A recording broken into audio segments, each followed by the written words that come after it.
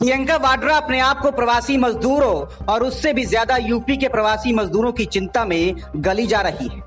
1000 बसों के साथ बॉर्डर पर तैयार खड़ी हैं कि योगी आदित्यनाथ आदेश दे तो सबको प्रियंका वाड्रा घर पहुंचा दे। लेकिन प्रियंका वाड्रा को इस बात की उम्मीद नहीं थी कि योगी जी सच में अनुमति दे देंगे। योगी आदित्यनाथ ने प्रियंका वाड्रा को बसों की अनुमति दे दी और उनसे बसों की डिटेल, नंबर, फिटनेस प्रमाण पत्र और ड्राइवरों की जानकारी मांगी और बसों को लखनऊ भेजने को कहा। योगी सरकार के ऐसा करते ही प्रियंका वाड्रा एंड कंपनी के हाथों से तोते उड़ गए। आनन फानन में कांग्रेस की तरफ से बसों की लिस्ट भेजी गई, जांच की गई तो पता चला कि इस लिस्ट में 3 व्हीलर, मोटरसाइकिल और कार के नंबर दर्ज हैं। मतलब कि प्रियंका वाड्रा 1000 बसों के नाम पर महज सियासी ड्रामा करना चाहती थी और असल में 1000 बसें उनके पास है ही नहीं। पोल न खुले, इसी वजह से कांग्रेस ने बसों को लखनऊ भेजने से मना कर दिया।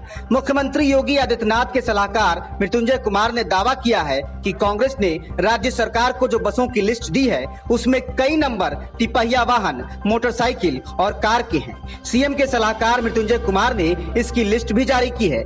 बता दें कि कांग्रेस महासचिव प्रियंका गांधी वाड्रा ने यूपी सरकार को मजदूरों को घर पहुंचाने के लिए कांग्रेस की ओर से 1000 बसें देने की पेशकश की थी। इसे सीएम योगी आदित्यनाथ ने स्वीकार कर लिया और प्रियंका गांधी को बसों की लिस्ट राज्य सरकार को सौंपने को कहा था। अब मुख्यमंत्री योगी आदित्यनाथ के सलाहकार मृत्युंजय कुमार ने दावा किया है कि इस लिस्ट में घालमेल है। कांग्रेस द्वारा सौंपी गई लिस्ट का जिक्र करते हुए उन्होंने एक वाहन के रजिस्ट्रेशन नंबर का जिक्र किया है। 10 नवंबर 2016 को रजिस्टर हुई वाहन संख्या UP 83T1006 की जानकारी देते हुए उन्होंने कहा है कि ये बस नहीं बल्कि एक 3 व्हीलर है। इसी तरह मृत्युंजय कुमार ने कहा है कि RJ 14TD1446 एक बस न होकर बल्कि एक कार है। 2-3 और वाहनों के साथ भी ऐसा ही मामला है।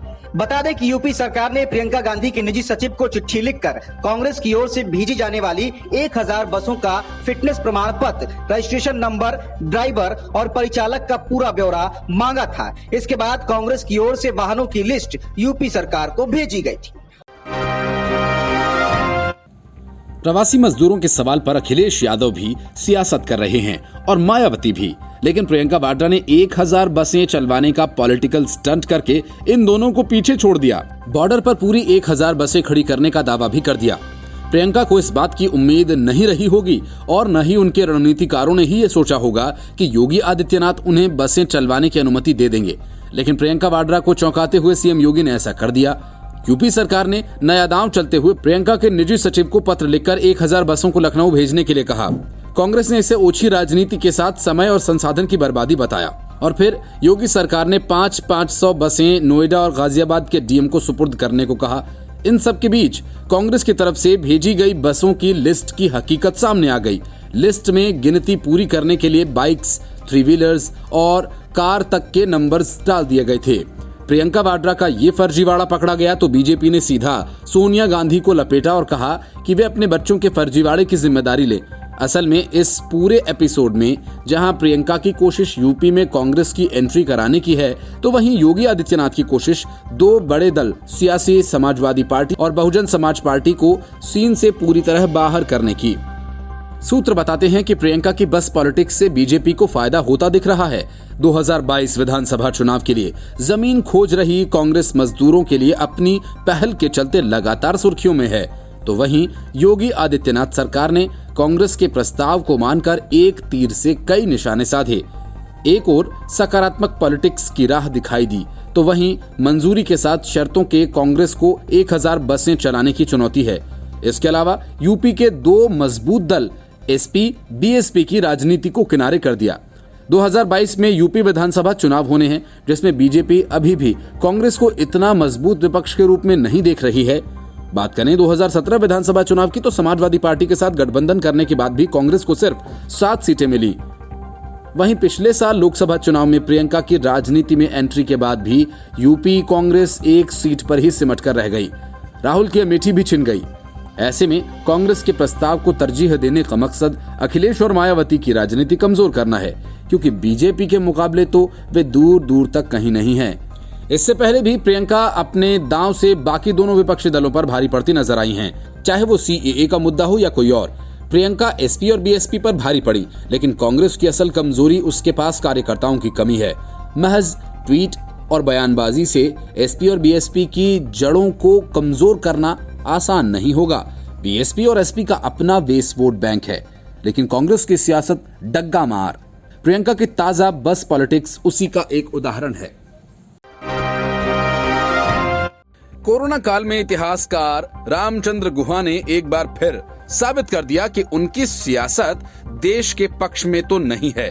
राहुल गांधी और कांग्रेस के अंदाज में गुहा ने ट्वीट किया, लिखा कि भारत में जल्दबाजी में लिए गए लॉकडाउन के फैसले की वजह से ही मजदूरों को मुसीबत झेलनी पड़ी। भारत और पीएम मोदी को शर्मसार करने के लिए रामचंद्र गुहा ने दक्षिण अफ्रीका का उदाहरण देते हुए कहा कि वहां मजदूरों को घर जाने के लिए पर्याप्त समय देने के बाद लॉकडाउन लागू किया गया। असल में रामचंद्र गुहा को अच्छे से मालूम है कि प्रवासी मजदूरों की सियासत कौन कर रहा है और कौन उनको अपनी सियासत का मोहरा बना रहा है। वक्त बीता नहीं है जब निजामुद्दीन मरकज से निकले जमातियों ने बड़ी मुसीबत खड़ी कर दी थी, और अब वही काम प्रवासी मजदूरों की भीड़ को उकसाकर विपक्षी पार्टियां करवाना चाह रही हैं। और इस खेल में गांधी वाड्रा परिवार सबसे आगे है।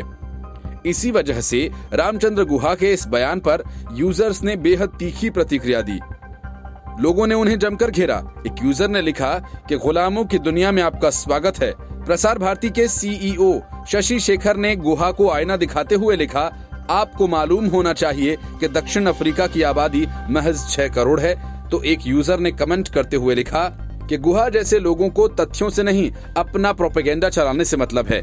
एक अन्य यूजर ने गुहा को लताड़ते हुए और दक्षिण अफ्रीका की राजधानी प्रिटोरिया का एक वीडियो साझा करते हुए लिखा कि कैसे भोजन और जरूरी सामानों के लिए लोग वहां मीलों की लाइन लगाकर खड़े हैं। प्रवासी मजदूरों की वापसी को विपक्षी पार्टियों ने अपनी सियासत का मोहरा बना लिया और श्रमिक ट्रेन की आवाजाही में लगातार बाधाएं डाली। कांग्रेस शासित राज्यों और ममता बनर्जी ने तो मजदूरों के साथ हद दर्जे की अमानवीयता शुरू कर दी। अपनी सियासत चमकाने के लिए इन राज्यों ने श्रमिक ट्रेन को आने जाने की इजाजत ही देना कम कर दिया, जिस वजह से प्रवासी मजदूरों को मुसीबतों का सामना करना पड़ रहा है। विपक्ष की इसी सियासत की हवा निकालते हुए गृह मंत्रालय ने अपना वो आदेश वापस ले लिया जिसमें श्रमिक ट्रेन चलाने के लिए राज्यों की मंजूरी जरूरी थी।